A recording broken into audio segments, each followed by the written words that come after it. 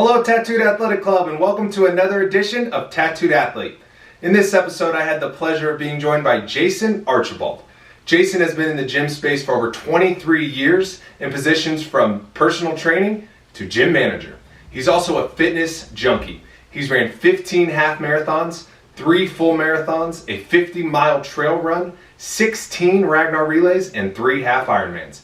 He's also training for a full Ironman this coming June. Jason also has incredible tattoos all the way from the neck down. We get to take a look at all of his tattoos and the stories behind them. Thanks for watching.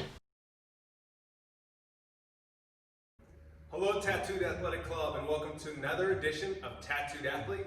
I'm super excited today to be joined by Jason Archibald. Jason, how's it going? Good, very well. Good. Hey, you look like a tattoo first timer, so I'm here to give you some advice. No. Okay, I appreciate it. No, really, Jason, thanks again for being here, man. Yeah.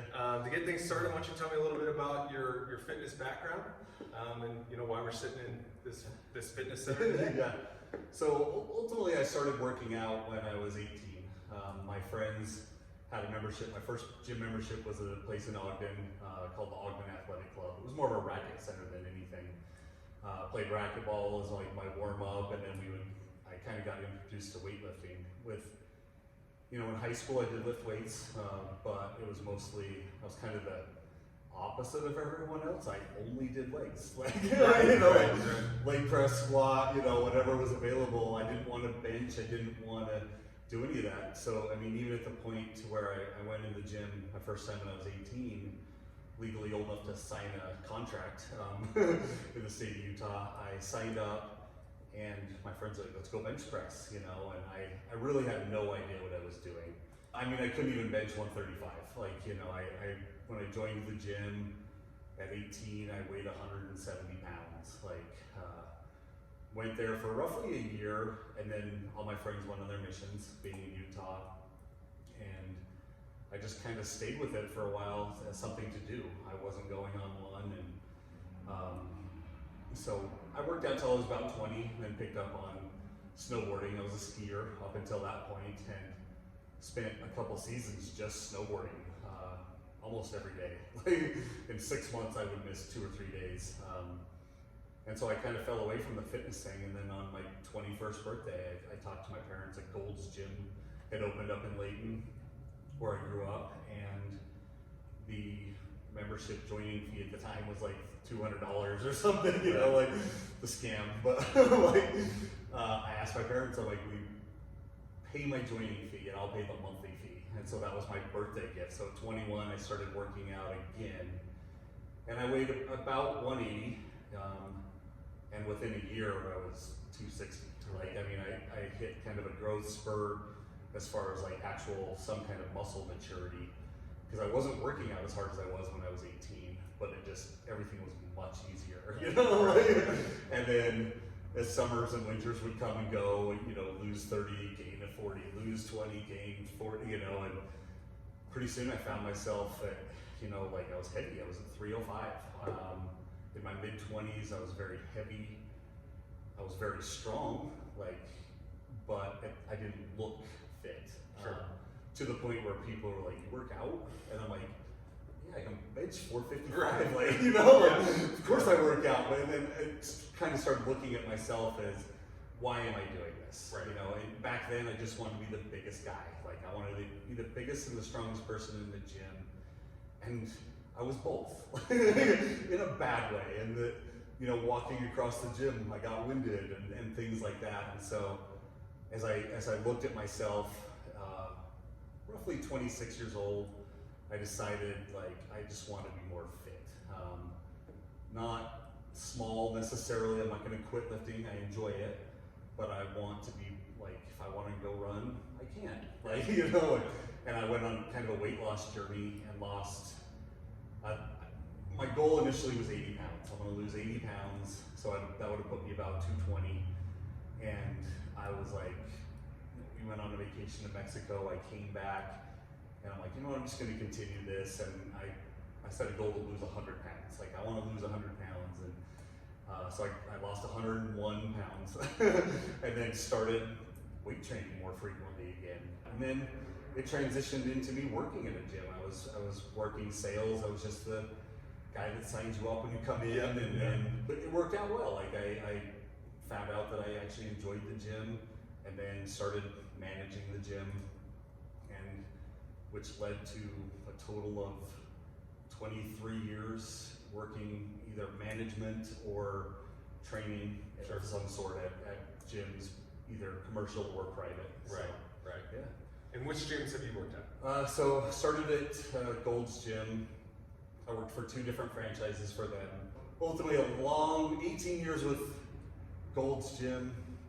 And I transitioned over to a gym called Jim Jones, which is more of a private training facility, functional training. Yep. On like when I would explain it to people, they would always say, "Oh, CrossFit." And I'm like, very, very similar in that we use a lot of the same equipment, but also very different. Right. Like it's definitely not CrossFit, although we use kettlebells and rowers and barbells, and if you walk in the gym, that's what it looks like. Sure. You know, it's an open space, no mirrors, like you're just there to work. And that's where I felt my best. Mm-hmm. Like I felt fit, there were goals, that you were there with like-minded people that like, this is it. Like this is the way we do it, or you don't come here. Like, you know, and so I did learn a lot from them and the people that I worked out with there. So I was just a member there for 3 years before I actually started working there. Okay. And I managed the facility for a little bit over a year. And then I just all I want to do is training again. So now I just personal train. That's awesome. Yeah. So before we get into your tattoos, you've got some accomplishments in terms of events and running and marathons. Okay, yeah. So high level, give me that rundown. So, I mean, I wouldn't say I'm a high level athlete, but I do like to challenge myself. Yeah. So as far as like running events, 15 half marathons, 3 full marathons, a 50 miler trail run here in Utah, and Ragnar. 16. So which of those would you consider your best accomplishment?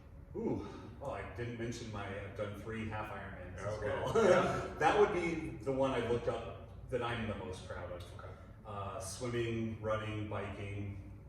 The half Ironman is a 1.2 mile swim, a 56 mile bike, followed by a half marathon run. And I've always looked up to triathletes as like the ultimate athlete. Like you look at, as far as cardiovascular, like what they can accomplish, and I wonder if they specialize in one thing, how great they could be. Because you look at these elite level guys that are swimming 2.5 miles in 40 minutes, right? Like, blows my mind. Spiking 112 miles in just under 5 hours, and then still running a 2.5 to 2:45 marathon. Right. After all, and like, I'm amazed at that. Yeah. And so I took on the challenge, and I am signed up for an Ironman next summer, next June in Coeur d'Alene. Yeah. Fingers crossed. Yeah, it'll be my first full, as long as it's held. And it's to me, it's just about finishing it. Sure. Like, I don't have any illusions that I'm going to do well. I don't. If I finish in 14 hours, I'll be happy. Yeah. Like, you know, and that's ultimately kind of what I'm expecting. So That's awesome. yeah. Good luck with the trick. Thank you. Yeah. So, I want to hear about your tattoos, man. I'd love to hear about the first one. And then we can get into themes or wherever you want to go from my book. But first one and the story behind it. My very first tattoo was almost at 18 years old. Went into this tattoo shop at like 6 o'clock in the evening for this big tribal back piece. I'm like, I got to have this tribal totem pole down the middle of my spine. Yeah. Right, you know? And the guy's like, well, that's gonna take me 7-8 hours, and we close in 2, so come back. And then at 30. So 12 years later, I did get my first tattoo. It's on my side here, my first tattoo is my ribs. I got my own initials in Old English. I figured I'm not gonna break up with myself. Yeah. And I am not changing my own name. So it's something that's safe. Sure. I was into mountain biking at the time. I didn't want to get like a mountain biking cog on me or something that it was my thing at the time. Yeah. But later on, I was going to look at it and be like, why did I do that? Yes. Yeah. And so, yeah, my first one was my own initials. Okay. 36, I did my sleeve. Okay. As part of a actual kind of a cover-up of sorts, I tore my bicep tendon when I was in my early 30s, and it just has always bothered me that it looked different. The biceps sets a little higher, and I'm like, I want to cover this. Yeah. So I just decided to do a full sleeve at that point, and then after that I felt like, well, I'm unbalanced, I gotta do the other side. Like weird, I'm like looking for excuses to get tattoos now. And that was at the time I was working in the freight brokerage, so I had to be a little bit more professional as far as my appearance, and both of my sleeves ended here. Yeah. And so if I had a long sleeve shirt on, you couldn't see them. And when I left that job, that's when I got my neck tattoo. And after that, I was like, well, I'm the guy with the neck tattoo. Yeah, like, you're pretty good. yeah, like whatever job I think I want, this, if I do my hands, the neck one's not going to change anything. Like, so I just kind of went full on from there, and I would say 80% of my tattoos have been done by the same person. My guy named Ian Jones, he's out of Long Beach now. Okay. Yeah. But he's pretty much done, other than my first 2 tattoos on both my ribs, he's done all my upper body tattoos and a couple on my legs as well. So what's the theme on both arms? Whew, like I wanted something dark. Like this is gonna sound really lame. I'm like a big teddy bear. Yeah. Like I look kind of scary, probably more so now with the tattoos. You know, I lift weights, I shave my head, and so I'm like, well, if I'm gonna do it, I want to make it gnarly, like, you know, like, so ravens, tombstones, like I wanted this whole graveyard scene, and ultimately was gonna do it on one arm, and at the advice of my tattoo artist, which I appreciate, he's like, it's gonna look too cluttery, like, you need some big pieces to break it up, so kind of spread it out over both. I've got some sarcophagus and tombstones, I've got like a reaper, I've got the raven and a lot of roses and skulls. So, so it was more of just like I wanted it dark, and then after that I kind of transitioned more to the American traditional, but in black and gray, like no color other than one, which I did for my grandma. She asked me, like, please do one in red before I die. Just color one tattoo for me, and so I did. She's still alive, but like now she knows I did that one for her, so I have one color tattoo. Absolutely. And then the legs. Yes. The legs stand out a little bit as individual pieces. What's the story behind that? Yeah, just things I liked. I mean, there's definitely a story on some of them. Like, you know, this is the ram's head I have here is kind of an homage to my dad. He's a sheep hunter. Like, he's got his Grand Slam for big orange sheep, and I went on one of the hunts with him. And then just things that I generally liked, like, you know, some traditional stuff on the back of mine. I've got the cowgirl and the Indian back here. A lot of skulls, but I just wanted them dark and bold.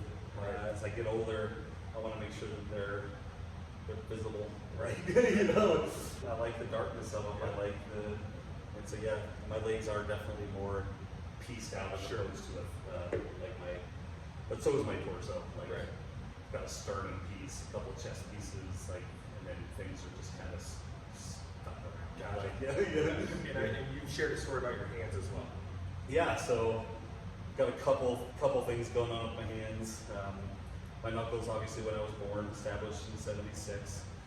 I've got live life on my knuckles, just a reminder to live in the moment. Like, you know, I used to really stress. I spent years sleeping 3 to 4 hours a night, replaying my conversations throughout the day of like, I should have said this, I should have said that, why did I do this? And I mean, I was leading myself to an early grave. Like, I was just super high strung about everything, and then just one day I'm like, what am I doing to myself? Like, it's already happened, I can't change it, why are you worried about this? Ultimately, I just kind of, I'm like, I can't do this to myself anymore, and I simplified my life. I quit driving, so I walk majority of the places, or Uber. I still have a car, but I don't drive it anywhere. And and everything just got so much easier. So if you had to pick a favorite tattoo, what would it be? That's a good question. Whew. I like the ones that mean something to me. Some of the ones on my hands, like the heart and the brain, they have a meaning to me, and that like I feel like people are either they fill with their heart or they use their brain. It's one or the other. Right. Like in relationships, in life, like you're an overthinker or you're an overfeeler. Like I'm a feeler for sure. I go with my heart. Like my brain's telling me don't do this, but my heart's like no. Like you want to be loved and you want to love. Like just like and put up with it. And the heart and the brain to me was a thing about alignment. When they're working together, when your heart and your brain are both in sync, then that's when it's right. But my favorite tattoos are the ones like that, the ones that mean something to me. I've got some really cool ones. I like this one on my shin with the daggers. I've got like weird names for things. So like I've got these eyeballs here with daggers facing the opposite direction because like why are you staring at me with your daggers? I call them daggers, like chompers or teeth, and like like so that's one that means something to me. I like it a lot. And then some things from my childhood, the lollipop, Indian, like as a kid, like you get that thing, it's got the Indian and a star on it, you get a free one. It was like a big deal, and until they started putting it at home. Yeah, and then I'm like, it reminds me of my youth, and it's like it's fun, like. And people go, is that the thing from the lollipops? I'm like, yeah, Tootsie Pop, yeah. But yeah, very cool. Awesome. So, what advice would you give to someone looking to get a tattoo for the first time? Definitely be sure of what you're getting. Don't walk into a shop, flip through the art. Like, granted, you want to look at their art, you want to see if they're good at what they're doing, and see the stuff they've done, but. Have an idea of what you want. Allow your artist to change some things if he feels like they're the professionals. Yeah. Like I did with my arms. Had I done it the way I wanted to, it would be all cluttery and it would.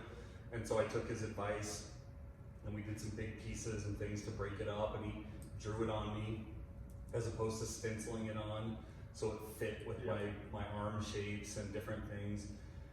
And I listened to him, and I'm happy with him. I didn't walk in there and be like, I want this, although some of my tattoos are that way, like the traditional, some Sailor Jerry type tattoos that are, they're in every tattoo shop, but I really take your time. Like if you don't get impatient, because it's going to be on you for a long time. Know what you want, have a style in mind, and find an artist that does that. Don't go get an American traditional tattoo from the guy that specializes in portraits. Go in their wheelhouse, and you're paying for what you get. Right. Make sure that you're getting what you want, how you want it. If your tattoo artist is booked out 6 months, that's actually a good thing. Right. That means they're good at what they do and people know it. Don't get impatient. Don't be like, well, I want it tomorrow, and go to some guy that's going to butcher it. Wait for the person if you feel like they're the right fit. Absolutely. So, which of them hurt the worst, or which area hurt the worst? For me, without a doubt, my stomach. Okay. My first tattoo is my ribs, and everyone's like, why would you do that? That's the worst spot. Yeah. And I listened. I went in.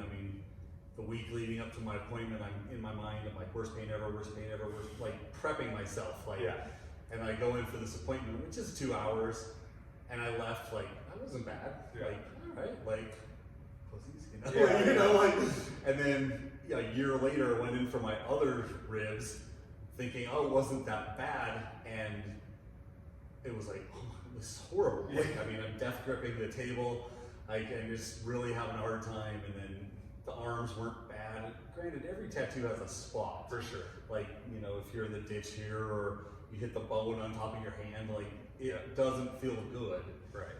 But I mean, everything I've done is done in like 2 to 3 hour blocks. And so if we don't finish it, I'll come back in a couple weeks and finish it. Right. But on my stomach, I did a big eagle on my stomach, and I'm not kidding, within 2 to 3 minutes into this thing, I was just staring at the ceiling like what am I doing right now? Right. If I could stop, I would stop right now. This is horrible. So for me, my stomach, you know, I don't have my upper thighs done. So I'm done from the waist up and from the knees down. So my upper thighs aren't finished yet. So this is what's next then, right? I believe so. I think I'll do, just because it's a bigger space, I will do some bigger pieces on my upper thighs. Awesome. I know a skull will be involved, of course. Like, you know, I've got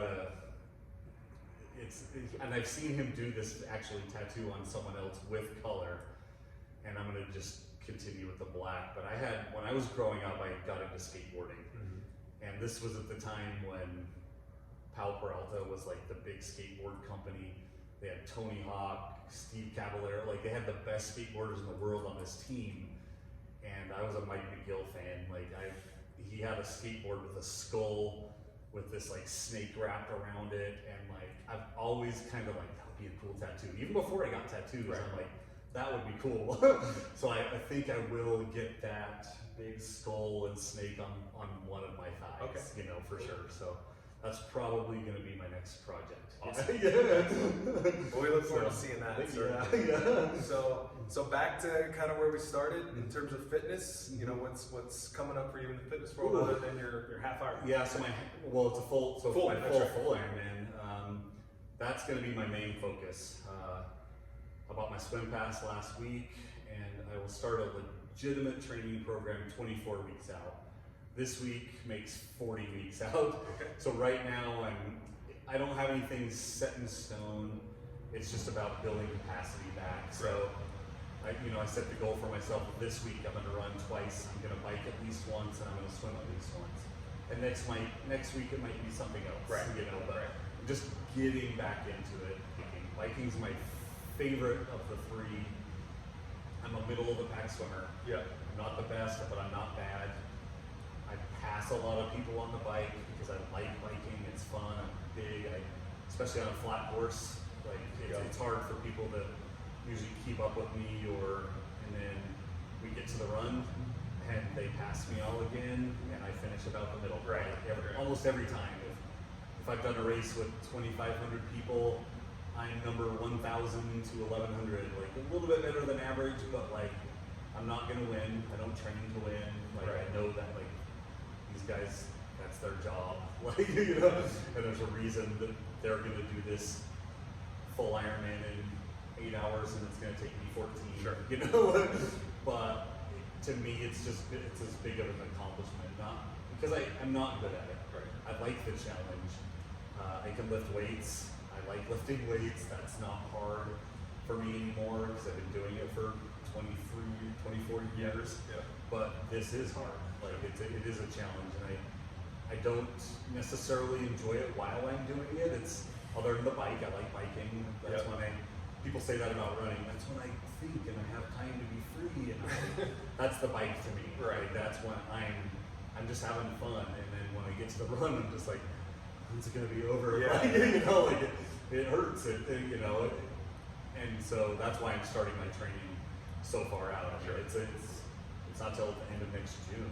Like I'm not gonna quit, not gonna win, but you know, it's not my goal. My goal is the sense of accomplishment when I'm done. Right. I did something that I'm not good at, and I finished. Right. And I feel good about myself from that. Like, you know, so it's almost like validation in some way. It's like someone complimenting you, but you're complimenting yourself. Like, you know, by doing something that's difficult. So, Awesome. Well, man, we're definitely going to be, cheering you on. It's been good getting to know you, and you when you come in and use all the weights. So it's been good. We'll, certainly keep track of your next tattoos and cheer you on at the Ironman. Yeah, for sure. Awesome. Thanks, Jason. I appreciate it. Thanks, guys.